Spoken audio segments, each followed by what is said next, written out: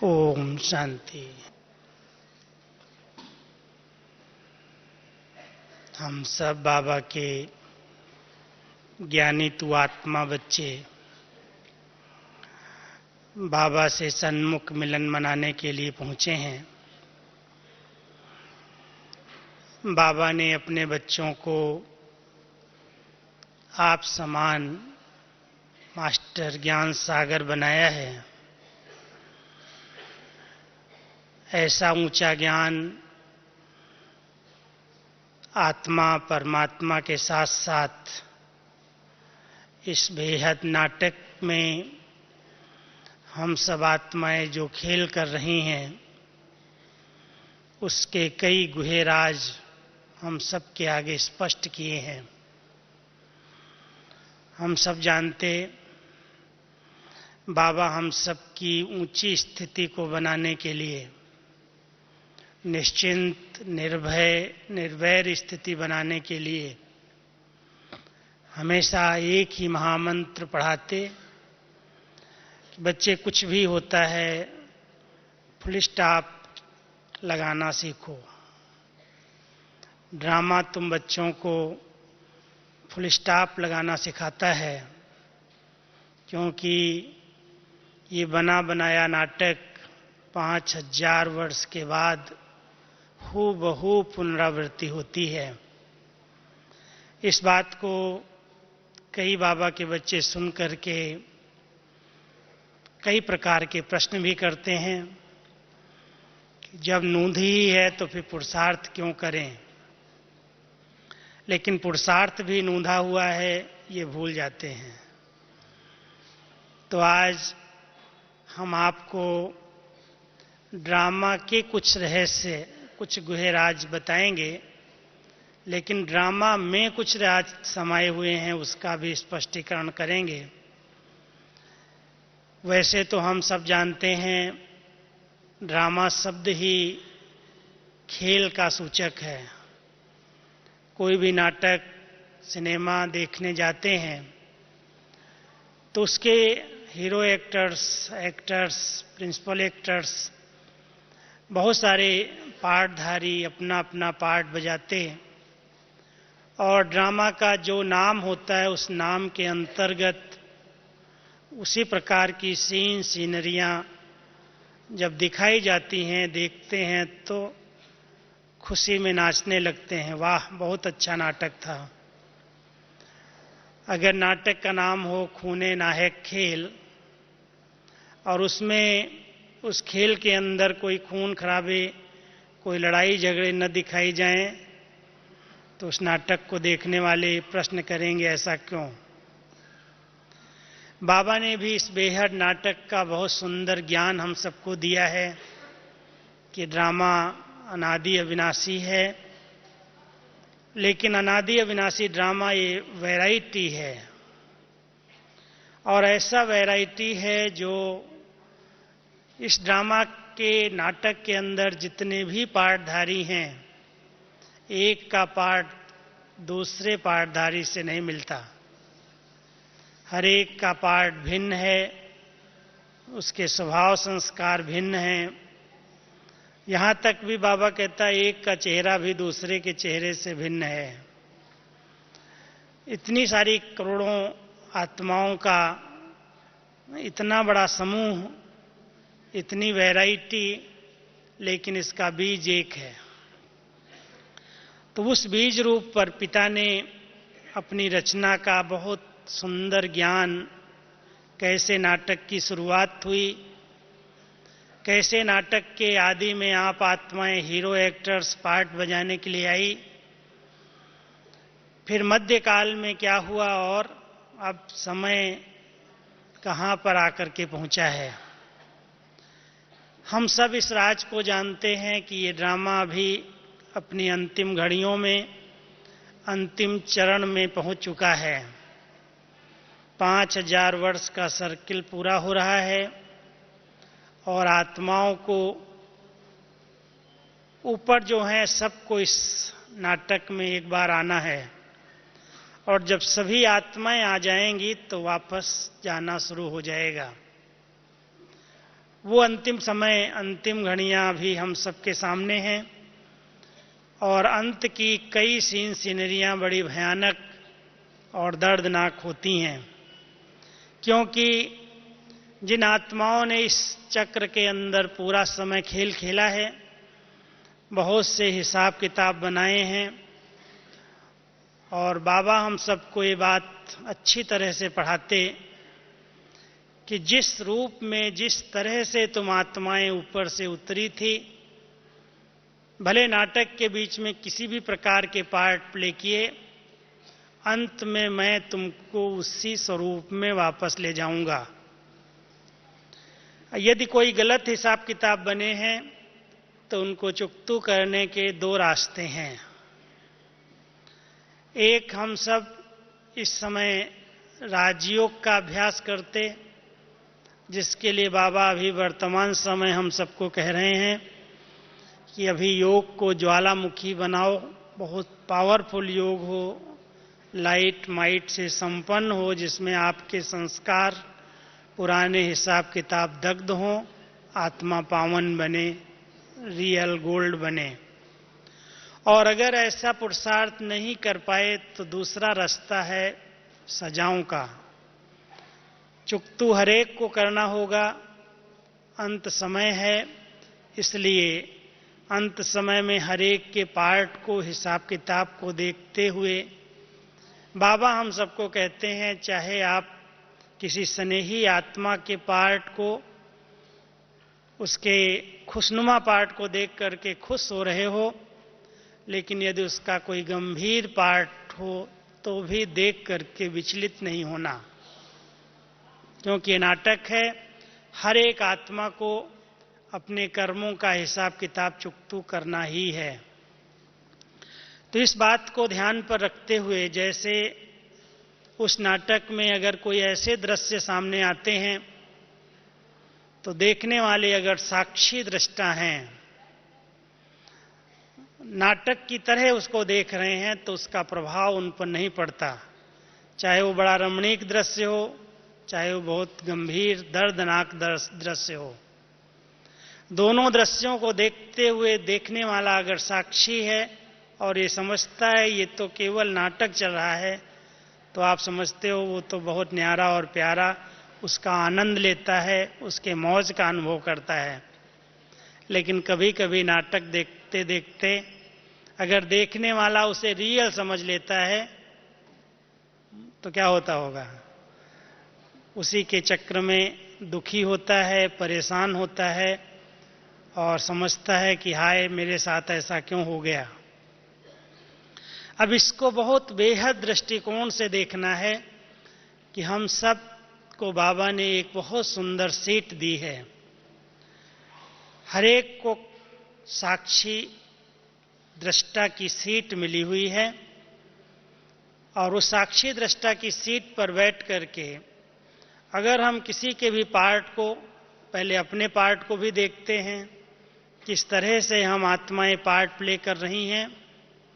कभी कभी श्रीमत में मन मत और परमत भी ऐड हो जाती, लेकिन जो साक्षी दृष्टा स्थिति वाले होते हैं वो अपने भी पार्ट को बहुत साक्षी होकर देखते और बीच बीच में उसमें अटेंशन देकर परिवर्तन करते हैं कि रांग है, ये नहीं करना चाहिए। डायरेक्टर भी इशारा करता है कि ये जो तुम पार्ट प्ले कर रहे हो ये ठीक नहीं है, इशारे में समझ जाओ, नहीं तो उसकी बहुत बड़ी भोगना है। तो डायरेक्टर भी हम सबको इशारा करता और हम सभी भी समय प्रति समय जो ज्ञान और योग की पालना ले रहे हैं वो भी बीच बीच में जब एकांतवास करते हैं तो उन्हें भी पता चलता है कि मेरा ये पार्ट बाबा की श्रीमत अनुकूल नहीं है, और उस पर जब ध्यान जाता है तो उसको परिवर्तन करने की शक्ति आती है। पहले महसूसता है, महसूसता के बाद जब दृढ़ता आती है तो परिवर्तन होता है। इसलिए इस ड्रामा के राज को समझ करके एक निश्चिंत स्थिति बनाई जाए कि अब सब आत्माएं अपना अपना हिसाब किताब चुकतू कर रही हैं। ध्यान ये रखना है कि जब हम सबको वापस चलना है तो अब कोई नया हिसाब किताब न हो। अब कलयुग में ऐसा बीज नहीं बोना जिसका कलयुग में फल खाना पड़े। इसलिए बाबा ने अभी फुल स्टॉप लगवाया है कि बच्चे जो कुछ तुमने अभी तक किए हैं, विकर्म किए, पाप कर्म किए, अभी कलयुग के अंत में वापस चलने का समय है, इसलिए इसको स्टॉप कर दो। अब फिर से नई सृष्टि में नया पार्ट प्ले करना है, इसलिए नए संस्कार इमर्ज करो। कई बार बाबा कहते हैं बच्चे अपने 5000 वर्ष पहले के संस्कारों को कैच करो। जैसे आप लोगों ने सुना होगा कि महाभारत काल के आवाज को आज की साइंस कैच करना चाहती है कि महाभारत काल जो हुआ, जहां पर इतनी अक्षौणी सेना थी, इतनी बड़ी लड़ाइयां चली, वो क्या थी, उस आवाज को कैच करने का प्रयास करते हैं। तो हम सब जानते हैं कि ये वही महाभारत काल का समय है। तीनों सेनाएं हैं और अंतिम समय में गीता ज्ञानदाता स्वयं गीता का ज्ञान भी दे रहा है, हम सबको तैयार कर रहा है मुक्ति और जीवन मुक्ति के लिए। तो ऐसे समय में हम सब अपने 5000 वर्ष पहले वाले दिव्य संस्कार, सत्तो प्रधान संस्कार, जो आत्मा की नेचुरल नेचर पवित्र शुद्ध थी, उसको कैच करें और कैच करके उसको अपने प्रैक्टिकल जीवन में उतार लें। पास्ट की जो संस्कार बने, मध्यकालीन संस्कार, उन मध्यकालीन संस्कारों को ज्ञान और योग की शक्ति से, दृढ़ता के संकल्प से समाप्त करने की आवश्यकता है। ये ड्रामा का रहस्य है और ड्रामा हम सबको प्रेरित कर रहा है कि हे आत्माएं, वापस चलने के पहले, रिटर्न जर्नी के पहले अपने आप को टर्न कर लो। जो ऐसे कोई कड़े संस्कार हैं, स्वभाव हैं, आदतें हैं, उन आदतों पर ध्यान दे करके, कड़ी नजर रख करके उनको परिवर्तन करो, ताकि बाबा के साथ जा सको। बाराती बन करके नहीं, लेकिन साथी बन करके जा सको। तो हम सब इस ड्रामा के रहस्य को समझकर निश्चिंत रहते हुए तीव्र पुरुषार्थ करें। चिंता करने की जरूरत नहीं है। चिंता वहां पर होती है जहां पर भविष्य स्पष्ट नहीं होता या कोई बहुत पास्ट का चिंतन करता है। बाबा ने हम सबको पास्ट चिंतन न हो इसलिए कहता, बच्चे बीती सो बीत गई, हो ली, जो हो गई उसका चिंतन नहीं करो और भविष्य की चिंता नहीं करो। वर्तमान को अच्छे से अच्छा बनाओ, वर्तमान में जीना सीखो। अगर वर्तमान हमारा अच्छा है, श्रीमत प्रमाण चल रहा है, हम ड्रामा में अच्छे से अच्छा पार्ट प्ले कर रहे हैं, तो निश्चित भविष्य हमारा अति सुंदर है ही। उस निश्चित भविष्य को सामने रखते हुए निश्चिंत स्थिति रहे कि बाबा हमसे वही श्रेष्ठ कर्म कराए जो कोई भी कर्म इंद्रियों से अभी पाप कर्म, गलत कर्म न हो। अब इसके लिए बाबा ने बहुत गहरी गहरी हम सबको शिक्षाएं दी हैं, इतनी ऊंची पढ़ाई दी है। अभी ड्रामा के राज के साथ साथ ड्रामा में कौन से राज हैं उनको हमें समझने की जरूरत है। वो मैं आपको 7-8 ऐसे राज सुनाऊंगा जो हम देखते हैं कि ये आत्माएं भले लास्ट में आई हैं, थोड़े समय का पार्ट संगम पर इन्हें मिला, लेकिन संगम पर बाबा के बनते ही दिखाई देता है, बहुत से भाई बहनों के अनुभव सुनने को मिलते हैं कि लास्ट में आते भी बहुत फास्ट जा रहा है। जो बाबा कह रहा है वो कर रहा है और उसका मूल मंत्र है, मेरा तो एक बाबा, दूसरा न कोई।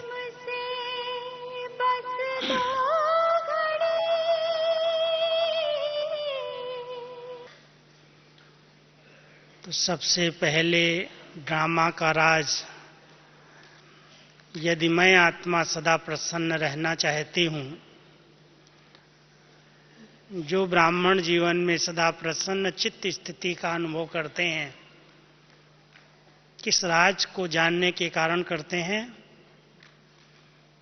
बाबा ने हम सबको ड्रामा का ये राज सुनाया है कि हर दृश्य में कोई न कोई कल्याण समाया हुआ है, बुराई में भी अच्छाई समाई हुई है, नुकसान में भी कुछ फायदे समाये हुए हैं। जो उस समय पर्दे में बाहरी रूप में नुकसान दिखाई देता, लेकिन अगर अंदर जाते हैं तो उसमें बहुत कुछ फायदे होते हैं। इसलिए बाबा को मैं देखता हूँ, साकार रूप में पालना नहीं ली इतनी, लेकिन अव्यक्त पाठ जब से शुरू हुआ बाबा के साथ रहने का मुझे बहुत अच्छा अवसर मिला है। जितना समय बाबा रहे हैं इस सभा के बीच में, चाहे 12 घंटे 14 घंटे भी, पूरा टाइम बाबा को देखा है।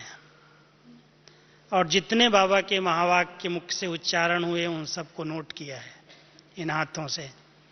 इसलिए एक बात सदा ध्यान पर रहती है, बहुत सी बातें परिस्थितियां कलयुग के अंत में आती हैं, सेंटर्स पर भी आती हैं, भाई बहनों के सामने भी आती हैं, अचानक कई घटनाएं घट जाती हैं, पेपर्स आ जाते हैं। और बाबा की स्थिति कैसी रहती है? सदा मुस्कुराता हुआ, सदा निश्चिंत।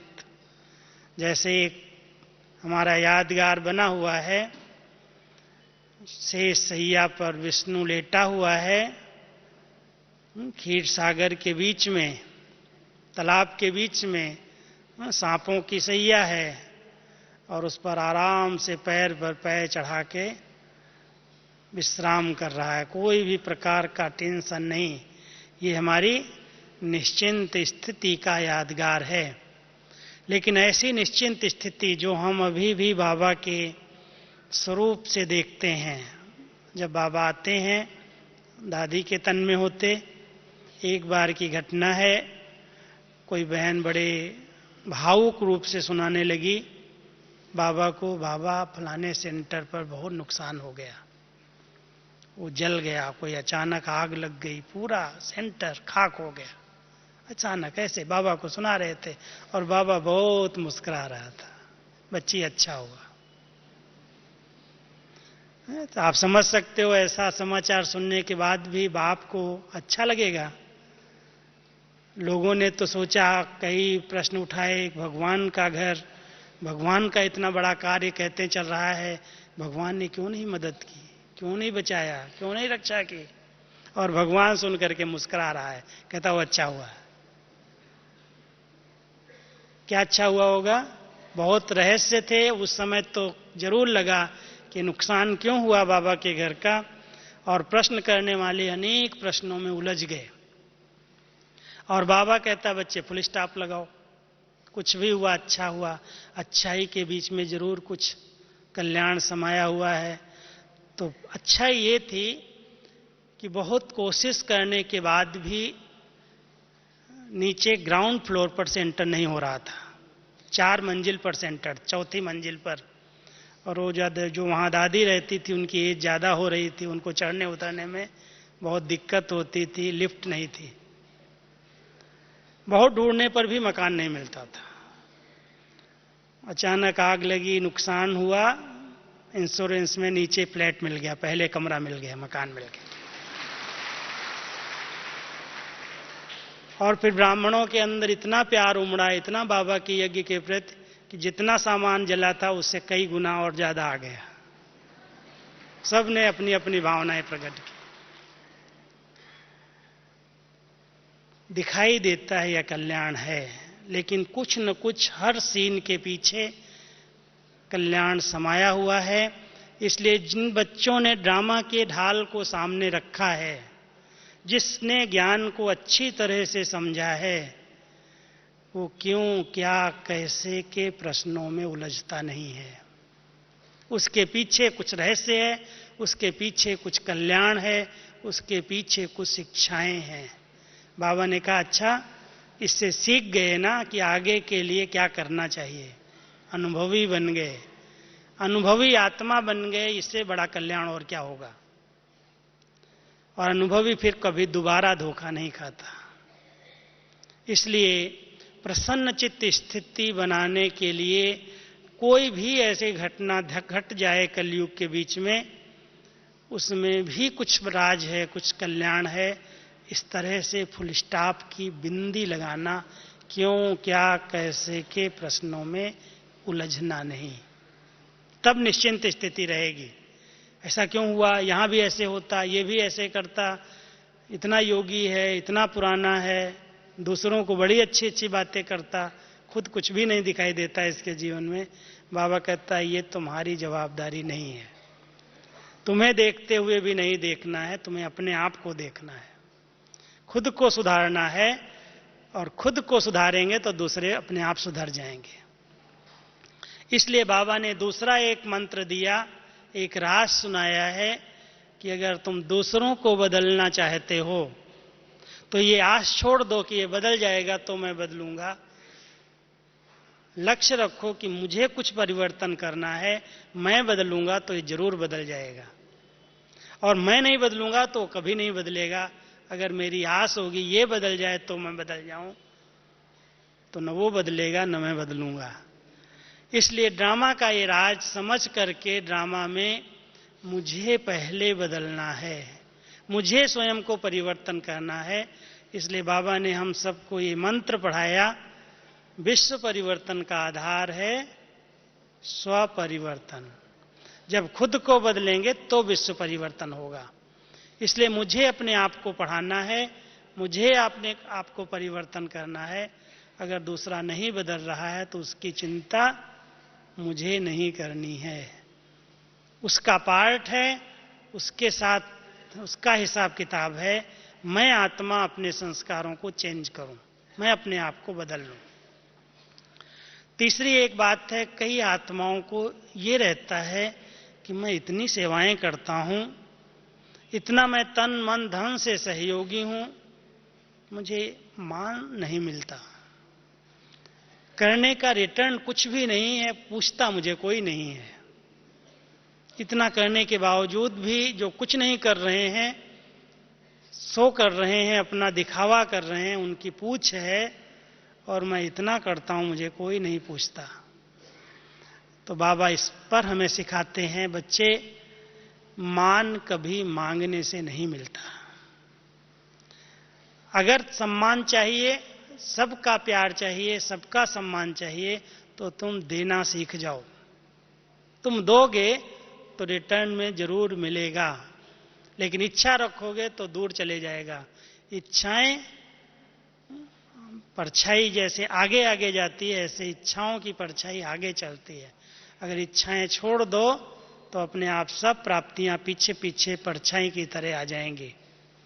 इसलिए मान मांगना नहीं किसी से, लेकिन बाबा ने हम सबको दिखाया है, तुम पहले अपने आप को मान देना सीख लो। मान देना माना अपने ऊंचे स्वमान में रहना। हमें बाबा ने कितने मान दिए हैं, कोई दे या न दे, जिस टाइटल से, जिस शब्दों से बाबा हमें संबोधित करता है, कोई व्यक्ति कभी भी ऐसा मान नहीं दे सकता। और ये सच्चा मान दे रहा है, ऐसे नहीं काल्पनिक है, झूठा है। लेकिन बाबा हमेशा कहता है, बच्चे संगम युग पर तुम मेरे बच्चे मास्टर हो। जो मेरे पास टाइटल्स हैं, वो सब टाइटल्स में तुम बच्चों को मास्टर बनाया है। अगर मैं नॉलेजफुल हूं तो तुम मास्टर नॉलेजफुल हो, मैं सर्वशक्तिमान हूं तो तुम मास्टर सर्वशक्तिमान हो। इतना बड़ा सम्मान है तुम्हारा, इसलिए ऊंचे सम्मान में रहो और अपने आप दूसरों को मान देते चलो, तो सब आपको सम्मानित करेंगे। सारा वृक्ष आपका बन सकता है। ये सारा मनुष्य सृष्टि का झाड़ सर्व आत्माओं के द्वारा आपको सम्मान प्राप्त हो सकता है।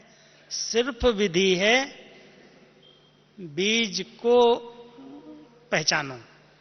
बीज से अच्छा संबंध है, वृक्ष आपके हाथ में आ जाएगा। अगर बीज से ही संबंध नहीं है तो एक एक पत्ते से क्या प्राप्तियां होंगी। हम देहधारियों से, पत्तों से प्राप्तियां करना चाहते हैं, लेकिन बीज पर ध्यान नहीं है। बाबा इसलिए कहता है तुम एक को अपना बना लो तो तुम्हारे सब बन जाएंगे, और तुम सब में गए तो एक छूट जाएगा। इसलिए राज समझ करके कि एक से सब संबंध जोड़ लो, एक से सब प्रकार की शक्तियां लो, एक से सब प्रकार की कामनाएं पूरी करो, तो बाकी सब आपके हो जाएंगे। ये बाबा ने प्रैक्टिकल करके सिखाया है, करके दिखाया है। आज एक बाबा, दूसरा न कोई। आप ब्रह्मा बाबा की जीवन चरित्र देख लो, ब्रह्मा बाबा की जीवन कहानी देख लो। जब से बाबा ने शिव बाबा को पहचाना, जिस दिन से शिव बाबा की प्रवेशता हुई, बाबा ने कोई भी लौकिक संबंधी को अपना नहीं समझा। सब संबंधी एक बाबा को बना दिया, और इतना बाबा से अटूट लगन, इतनी अटूट प्यार बाबा से, शिव बाबा के सिवाय कोई दूसरा नहीं। तो आप देखो आज सारा विश्व बाबा को बाबा कह रहा है। सब लोग उस सब संबंधों से बाबा को याद कर रहे हैं, क्योंकि बाबा ने एक को सब संबंधों से अपना बनाया। तो हम सबको भी सिखाता है कि बच्चे बीज के साथ इतना अच्छा संबंध हो कि मैं बीज रूप बाबा को अपना सर्व संबंधी बना लूं। बाबा कहता बच्चे जो चाहिए बना लो।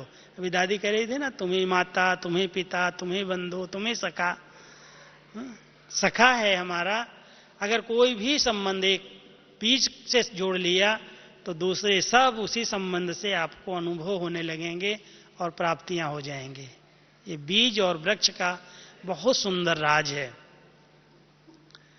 अगर बाबा की दिल को जीतना है, भगवान की दिल पर राज्य करना है, बाबा कई बार कहता है मैं बच्चों के दिल में रहता हूं। सुना है बाबा की मुरली में, बाबा आप कहां रहते हो? बच्चों ने पूछा बाबा आप कहां रहते हो? तो बाबा ने कहा मैं बच्चों की दिल में रहता हूं। है आप सबके दिल में बाबा? है, बिठाया है सबने।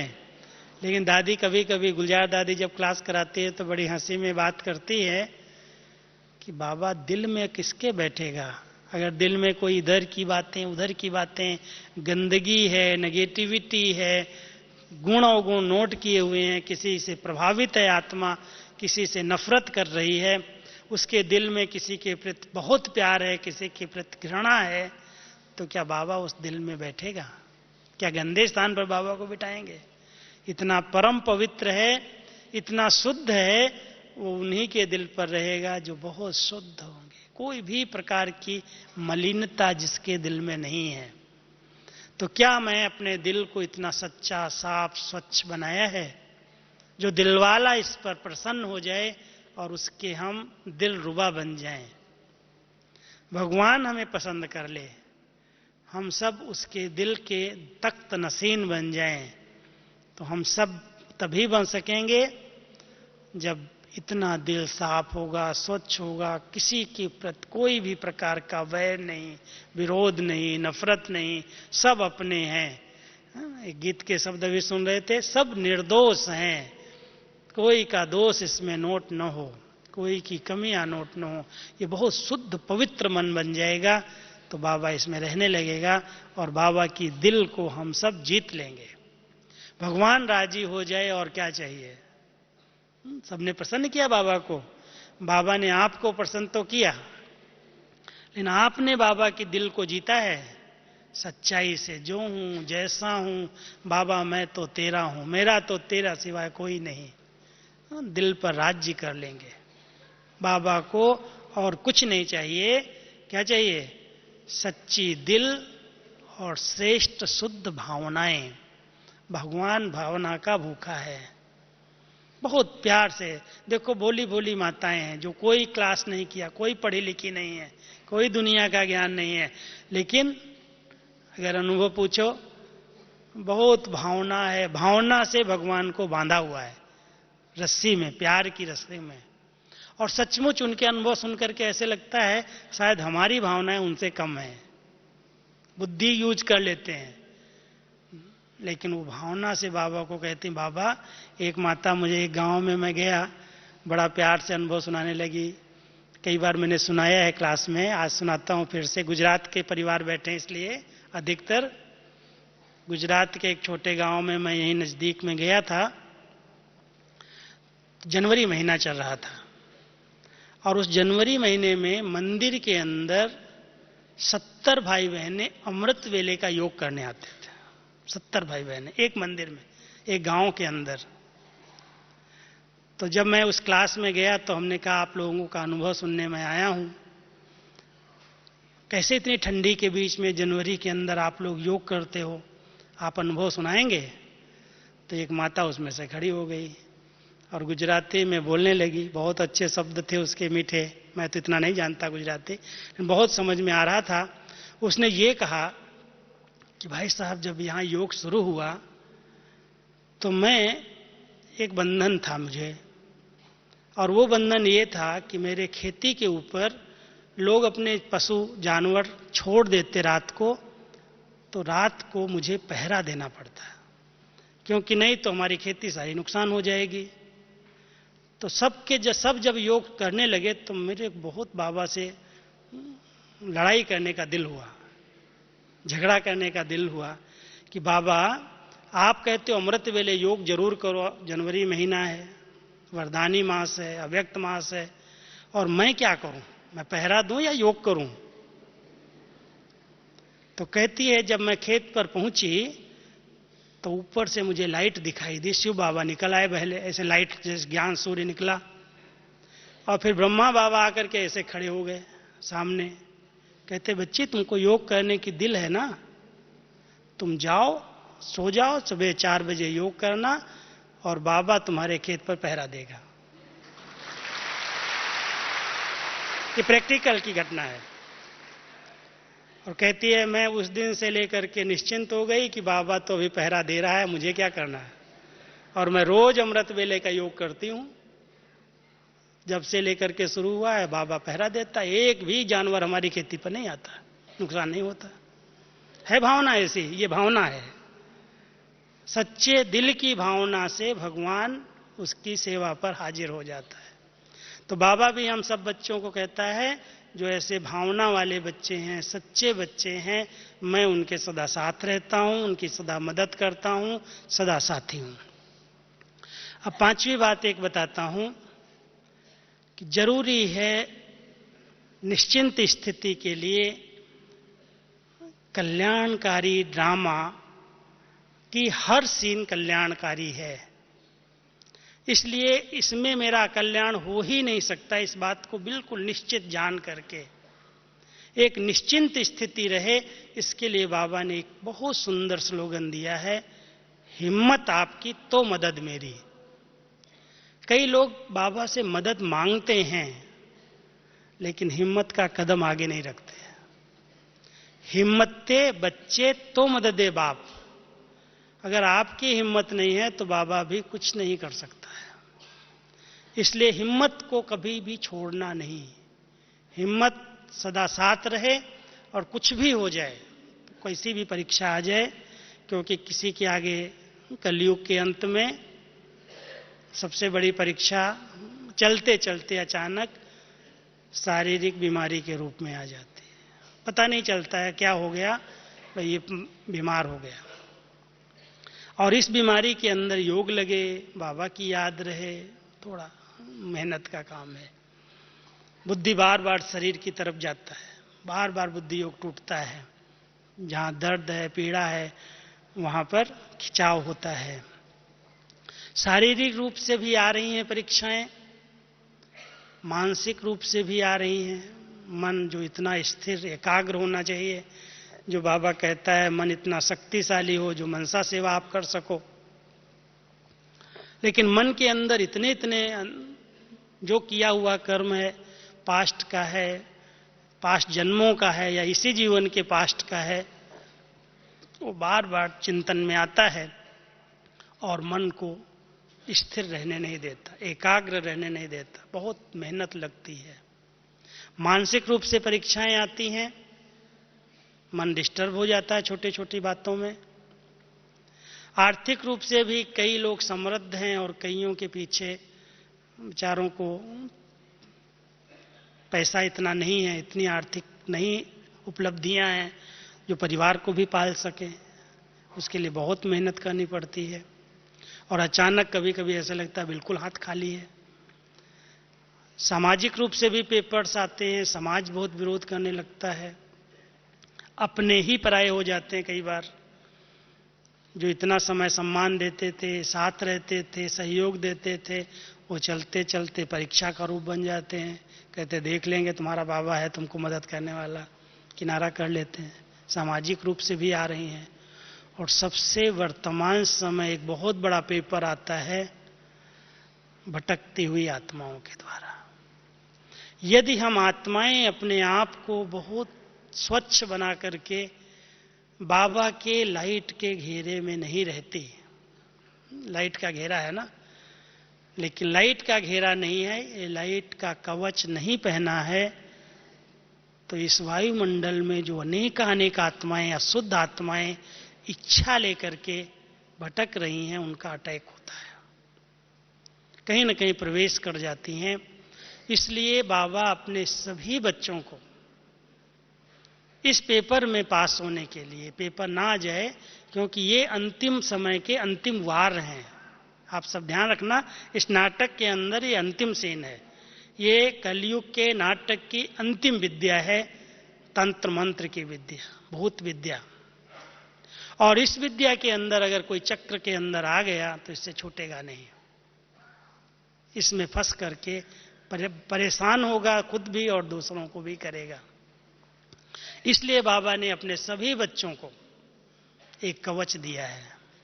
बच्चे सवेरे सवेरे उठ करके इस लाइट के कवच को धारण कर लो।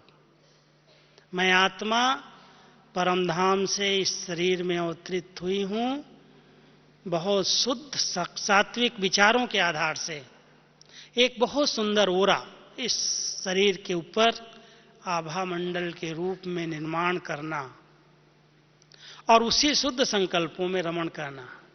इसलिए बाबा कहता है बच्चे इच्छाएं कम कर दो। क्या चाहिए? बाबा तुमको जितनी आवश्यकताएं हैं वो सब पूरी कर देगा, इच्छाएं पूरी नहीं करेगा। आवश्यकताएं हैं सब अपने आप पूरी हो जाएंगी। इसलिए इच्छाएं त्यागो, अच्छा बनने का पुरुषार्थ करो और अच्छे अच्छे संकल्पों में रमण करो। तो ये एक लाइट का जो ओरा है, लाइट का जो घेरा है, इसको कोई भी शक्ति भेद नहीं सकती, इसके अंदर प्रवेश नहीं कर सकती, कितनी भी अशुद्ध आत्माएं हों। क्योंकि जब अकाले मृत्यु और अचानक की मृत्यु में ढेर सारी आत्माएं एक साथ शरीर छोड़ती हैं तो उनको जन्म नहीं मिलते हैं, और नहीं मिलते हैं तो जो संकल्प लास्ट में लेकर के जन्म शरीर छोड़ते, जहां से भी वो इच्छाएं पूरी होने वाली होती, जो उस प्रकार की क्वालिटी की आत्माएं होती हैं उनके पास वो पहुंच जाती हैं।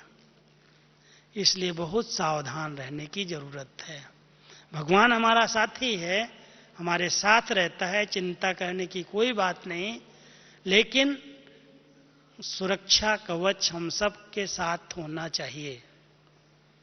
सुरक्षा कवच पहनने के बिना निकलो ही नहीं, कहीं से भी अटैक हो सकता है। अंत समय है, नाटक की लास्ट सीन है, माया जब विदाई लेने वाली है, प्रकृति के पांचों तत्व अपने तमोगुण के रूप को परिवर्तन करने वाले हैं।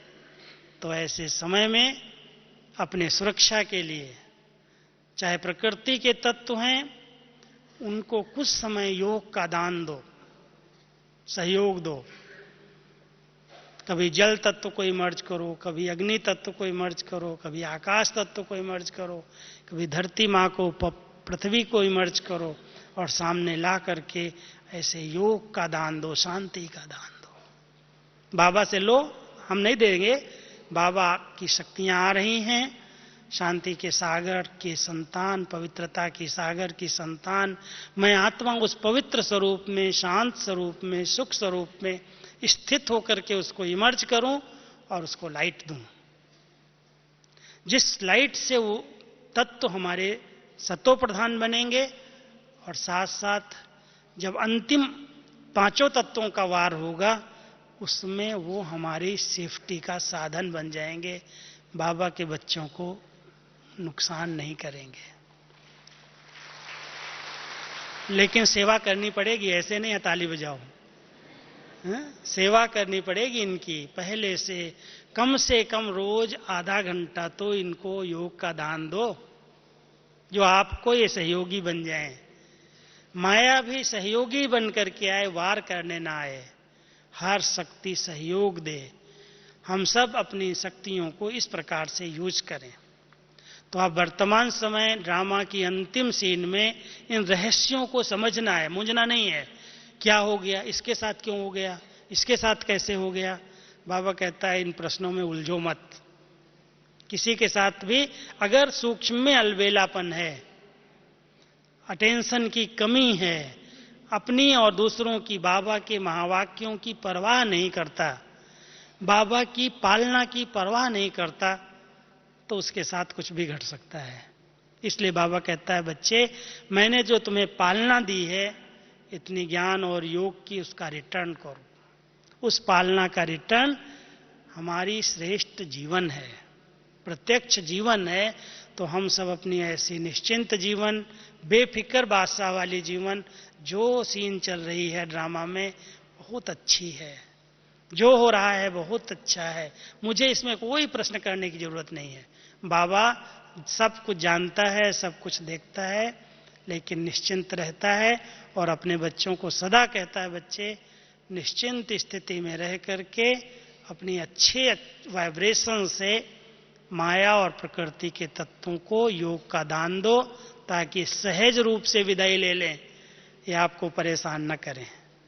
तो ऐसे ड्रामा के रहस्यों को समझ करके हर सीन को साक्षी दृष्टा स्थिति में देखना और सदा हर्षित रहना, मुस्कुराते रहना, उलझना नहीं। क्यों हो गया, हमारे साथ ऐसा क्यों हो गया, इतना नुकसान हो गया, बैठे बैठे इतने कमाई किया, सब दिवाला हो गया, बाबा के बने ये हो गया, ये हो गया। प्रश्न करने की कोई जरूरत नहीं। बाबा ने सब रहस्य बना दिए। मान लो कोई के पास है और अचानक कोई नुकसान हो गया, चोरी भी हो गई, तो भी बाबा कहता बच्चे चिंता नहीं कर, कोई कर्जा लिया था तेरा उतर गया, निश्चिंत हो जाओ, हल्के हो जाओ। इसलिए कभी भी कोई भी बात होती है, कोई गाली दे रहा है, ग्लानि कर रहा है, जरूर हमने भी कुछ दिया होगा, किया होगा, उसका रिटर्न मिल रहा है। इसलिए तुरंत उतावले होकर के एक का 10 जवाब नहीं दो, नहीं तो हिसाब किताब बन जाएगा। तो ये बहुत सूक्ष्म फिलॉसफी है, ये ड्रामा के बहुत गहरे राज है। इसलिए बाबा कहता बच्चे ड्रामा के हर दृश्य को देखो और बहुत निश्चिंत स्थिति में बेगमपुर के बादशाह बन करके बेफिक्र स्थिति में रहो और सदा हर्षित मुस्कुराते हुए वाह बाबा वाह, वाह ड्रामा वाह, ये गीत गाते हुए संगम के सुहावने दिनों का मौज और आनंद लूटो। ओम शांति।